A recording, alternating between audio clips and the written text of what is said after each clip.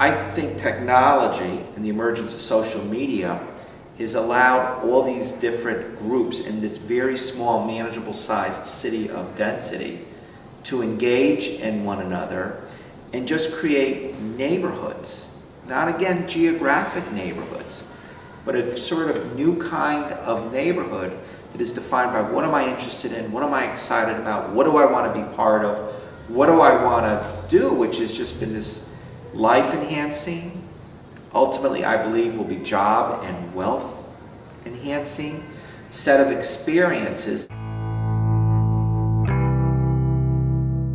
That's the reason why I came back to New Haven. It's one of the best kept secrets about how good it is for business. And I think that's where I really would like to see EDC plug into social media, which is getting the word out about how exciting New Haven is as a location for either an existing business or a new business. And even though the social media will help connect the dots internally in New Haven, I think the more we can get that buzz out there, the better.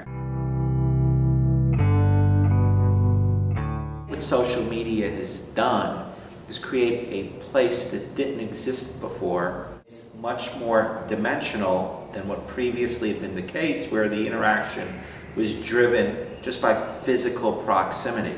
This is by social proximity and interest.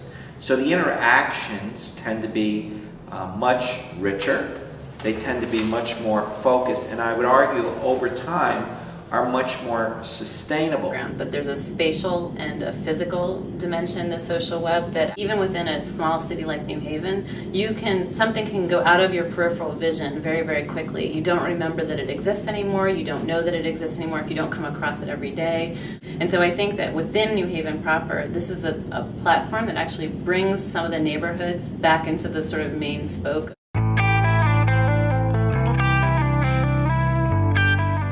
I think New Haven is this exploding place of social media for the reason that it has significant populations of folks who are well educated, come from very different places. We are not a homogeneous community. And I think the sum of this density and our differences have created this fertile ground that is very apropos of what social media offers.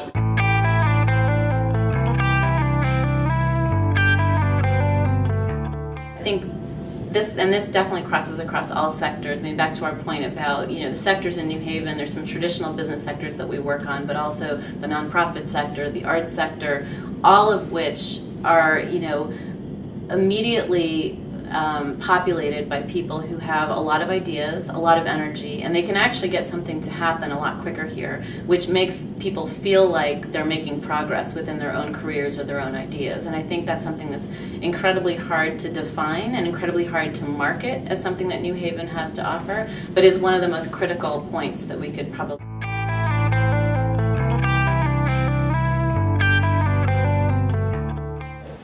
Key aspect of the social media community is that it's organic. It was not created by government. And I think the way government nurtures social media is by acknowledging it exists, seeing it as a positive, and I think ultimately being responsive to it. That is to say, Google Haven, that was not in any true sense a city government initiative. It was an initiative of the social media community, and the city said, that's your train, we're going to get on your train, not try to drive your train. And indeed, I think that's how communities get things done.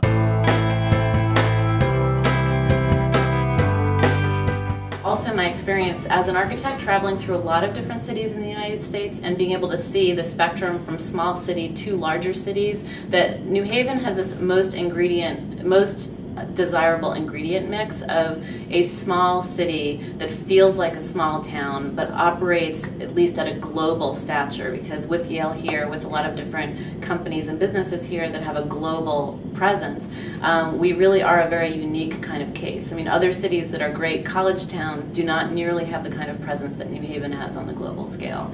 Obviously New York has a global scale presence, but it's not neighborhood by neighborhood, it feels like a small town, but you really don't get everything you want in one neighborhood the same way you do in New Haven. It's this mixture of New Haven density, different kinds of people in a very welcoming community that have created these new neighborhoods that have been enabled by a technology that didn't exist before. And I think it's like a ball rolling down the hill.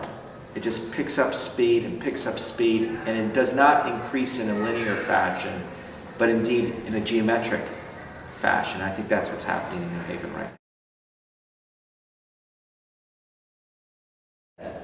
I think it's valuable to have a place where at some point all threads pass through. Because oftentimes it's not that we don't see our mutual interest in one another. I think it's oftentimes we're not aware of one another. And as odd as it may sound in a small city like this, frankly, a lot of us don't just ever cross paths in a physical or a virtual sense with one another. So it does make sense to create a vortex, an eye through which everything at some point or another is passed, a sort of marketplace of ideas and initiatives and efforts and energy. Basically a store we can all go through and look at what's on the shelves.